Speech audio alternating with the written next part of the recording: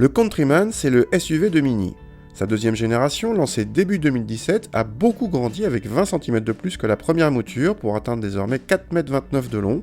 Le Countryman devient donc le plus grand modèle de Mini, dépassant de 3 cm le Clubman. Il reprend la plateforme des BMW X1 ou BMW Série 2 Active Tourer et peut recevoir une transmission à 2 ou 4 roues motrices, les 2 roues motrices étant des tractions. L'entrée de gamme des motorisations est constituée par le 3 cylindres essence de 1,5 litre et 136 chevaux de la version Cooper, un bloc déjà vu sur les Mini normales. A l'intérieur, on retrouve bien sûr l'environnement Mini avec le grand compteur rond central qui recèle un écran tactile également commandé par une molette située entre les sièges. On retrouve la rangée d'interrupteurs chromés, mais les aérateurs verticaux sont spécifiques au Countryman. La qualité de présentation est bien plus flatteuse que sur la génération précédente. À l'arrière, l'habitabilité place ce Countryman quasiment au même niveau qu'un Qashqai et on bénéficie d'une banquette coulissante.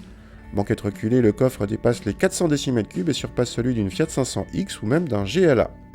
Contact et le 3 cylindres fait à peine entendre sa voix, reconnaissable mais presque agréable, même s'il a beaucoup plus à déplacer que dans une Mini normale puisque notre modèle d'essai frôle les 1,5 tonnes selon nos mesures. Le 1,5 litre se montre globalement suffisant, même sur autoroute. Seul le 6e et dernier apport de notre boîte automatique, très long, nuit au relance si vous êtes en mode manuel. Côté châssis, malgré l'embonpoint, Mini a réussi à garder un côté dynamique, notamment grâce à une direction très directe et un roulis limité. Notre modèle d'essai en route 17 pouces est en revanche montré ferme. Du coup, évitez les surmontes pneumatiques qui peuvent monter jusqu'à 19 pouces et qui risquent de rendre ce Countryman inconfortable sans suspension pilotée. En budget, ce Countryman, malgré son moteur 3 cylindres, se situe un peu au-dessus de la moyenne par sa consommation. Un Honda HR-V essence de 130 chevaux, de même gabarit, consomme 1 litre de moins en moyenne selon nos mesures, c'est beaucoup.